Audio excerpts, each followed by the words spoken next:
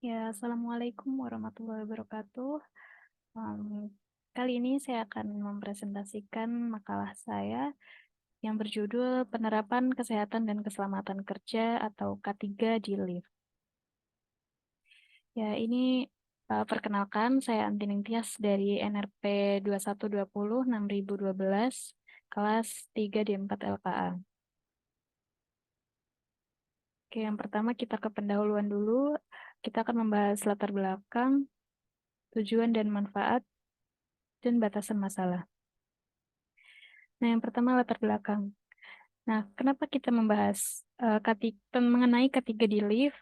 Lift merupakan alat transportasi yang pengendaliannya tidak dilakukan oleh manusia secara langsung, sehingga semua pengguna lift sepenuhnya tergantung pada keandalan teknologi dari alat transportasi vertikal ini.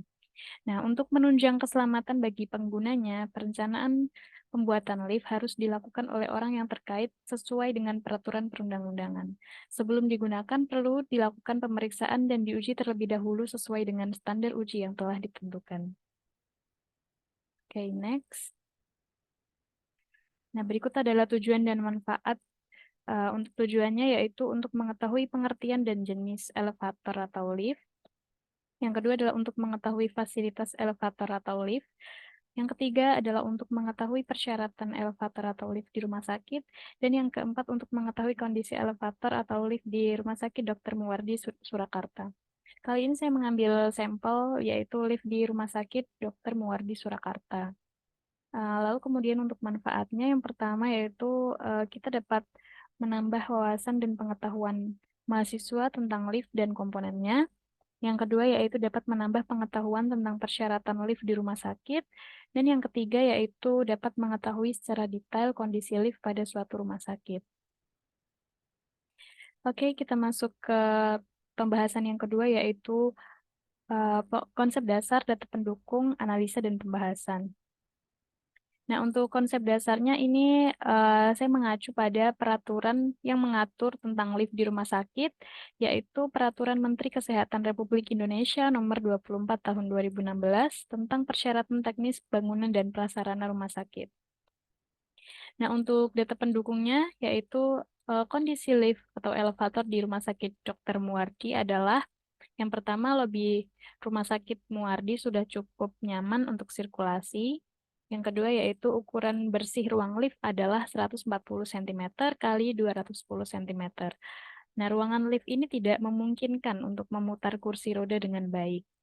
Nah, kemudian kondisi yang ketiga yaitu pada ruang lift juga tidak dilengkapi handle atau pegangan rambat pada ketiga sisinya. Kemudian tombol dapat dilihat dan mudah dijangkau dengan ketinggian 100 cm dari muka lantai bangunan. Oke, ini merupakan ada tabel dari kondisi di lift Rumah Sakit Dr. Muwardi. Yang pertama yaitu lobby lift yang berukuran 1,85 meter kali 1,85 meter. Nah, posisi lobby ini di tengah lift serta berukuran 3 kali 3 meter. Keterangannya yaitu masuk kriteria standar, di mana em, kriteria standar minimal luasnya adalah 1,85 meter dikali 1,85 meter. Kemudian untuk panel tombol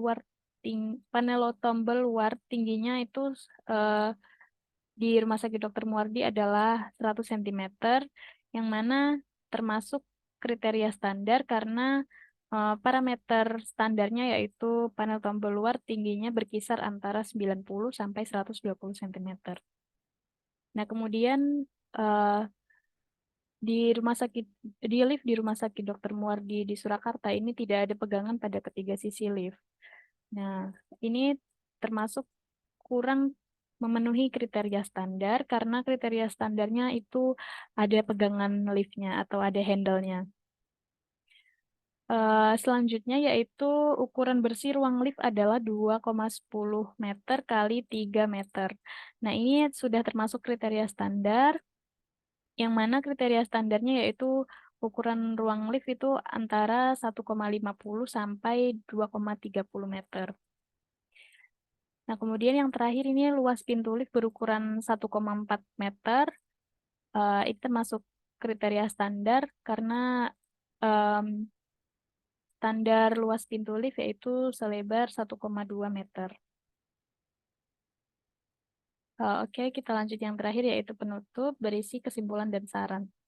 Nah, kesimpulan yang saya ambil dari eh, pengamatan lift di Rumah Sakit Dr. Muardi di Surakarta, yaitu di Rumah Sakit Dr. Muardi, lift untuk servis sudah dipisah dengan lift untuk penumpang. Maksud saya untuk penumpang di sini adalah untuk penumpang yang belum masuk ke daftar servis dari rumah sakit sehingga tidak akan mengganggu akses bagi pasien yang memerlukan penanganan segera. Nah, untuk ukuran lift untuk pasien juga sudah sesuai dengan ketentuan yang berlaku sehingga dapat dimasuki tempat tidur pasien dan pengantarnya. Namun tidak ada informasi tentang kapasitas dari lift tersebut.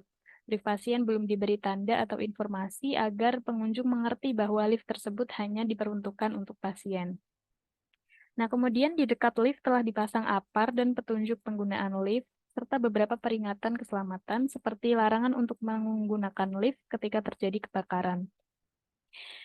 Nah, kemudian untuk saran, saya memiliki beberapa saran untuk kondisi lift di Rumah Sakit Dr. Muardi Surakarta, yaitu yang pertama melakukan pengecekan secara rutin terhadap lift, meliputi kelayakan lift, serta memastikan komponennya seperti sensor, kereta, dan lain-lain masih berfungsi dengan baik. Tentunya pengecekan ini sebaiknya dilakukan secara berkala untuk keamanan dan kenyamanan pengguna lift tersebut. Nah, yang kedua yaitu lift pasien hendaknya diberi tanda agar pengunjung mengerti bahwa lift tersebut hanya diperuntukkan untuk pasien. Kemudian saran selanjutnya yaitu lift hendaknya dilengkapi dengan informasi mengenai kapasitas maksimum lift. Dan yang terakhir yaitu fasilitas pengangkut publik tersebut seharusnya memiliki early warning system seperti peringatan dahulukan yang keluar atau jangan paksakan jika lift sudah penuh. Baik, demikian yang dapat saya sampaikan. Untuk kurang lebihnya mohon maaf. Terima kasih. Wassalamualaikum warahmatullahi wabarakatuh.